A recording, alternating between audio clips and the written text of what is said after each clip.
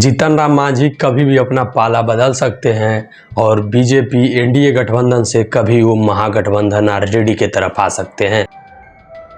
उपेंद्र कुशवाहा का भी हाव भाव कुछ ऐसा ही लग रहा है कि वो एनडीए से पूरी तरीके से नाराज चल रहे हैं। कभी भी खेला बिहार का बदल सकता है। सरकारें हो सकता है कि तेजस्वी यादव की पूर्णतः बिहार में सरकार बन सकती है, जैसा माहौल चल रहा है। माहौल ऐसा चल रहा है कि जीतन राम मांझी की पार्टी और उपेंद्र कुशवाहा की पार्टी को मात्र 6 सीटें दी गई है और जेडीयू और बीजेपी ने 101 सीटें ली और चिराग पासवान को 29 सीटें दी गई। तो जो उपेंद्र कुशवाहा हैं और अपने जीतन राम मांझी है, इन दोनों को ऐसा लग रहा है कि इन दोनों को सिमटा कर रख दिया गया है। तो कभी भी ये दोनों अपना पाला बदल सकते हैं। चलिए पूरे वीडियो में बात करेंगे और बताएंगे कि इन दोनों का गुस्सा कैसे मीडिया वालों के सामने आ रहा है। मेरा नमस्कार स्वीकार कीजिए।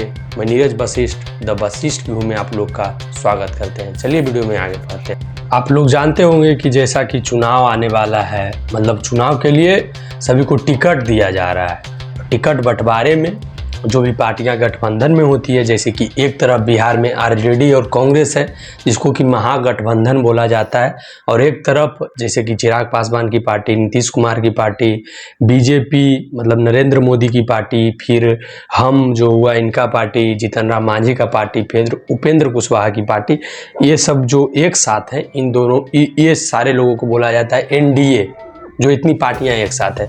और एक तरफ है आरजेडी और कांग्रेस जिसको महागठबंधन बोला जाता है। तो ये दोनों के बीच में टक्कर की लड़ाई होने वाली है और टक्कर की लड़ाई में मुझे आरजेडी का पाला भारी लग रहा है। अब इस चीज को आपको मैं समझाता हूँ। सबसे पहले जो टिकट बंटवारा हुआ है वो बीजेपी ने किया है और जेडीयू ने किया है, खुद के लिए 101 सीट ली है।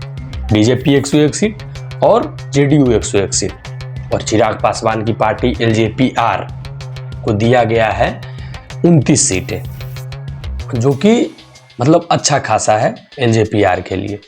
और जीतन राम मांझी को मात्र 6 सीटें दी गई है और उपेंद्र कुशवाहा को भी मात्र 6 सीटें दी गई है।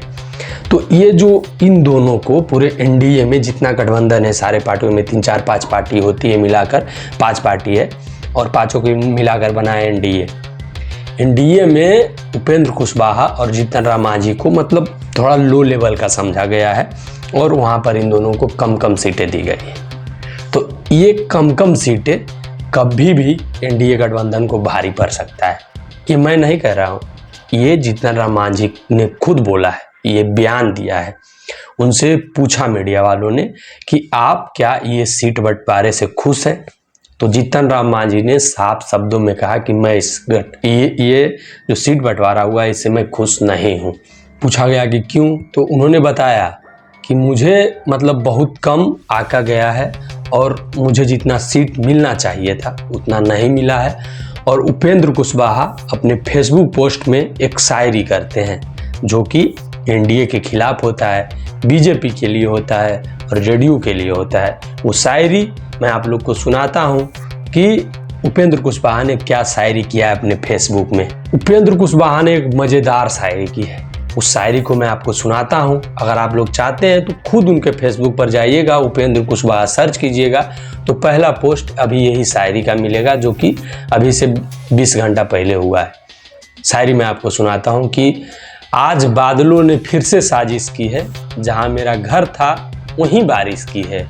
अगर फलक को जिद है बिजलियां गिराने की, तो हमें भी जिद है वहीं आसियां बसाने की। ये है उपेंद्र कुशवाहा के शायरी, जो कि एनडीए को दिखाने के लिए है, बीजेपी को बताने के लिए है और जेडीयू को समझाने के लिए है।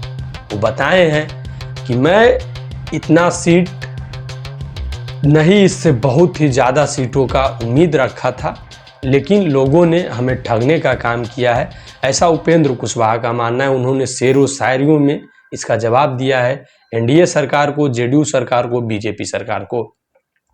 उपेंद्र कुशवाहा एक बहुत ही बड़े नेता हैं, उनकी खुद की पार्टी है, जो कि उनको मात्र 6 विधायक को देकर, मतलब 6 सीटें देकर उनको सिमटाने की कोशिश की गई है।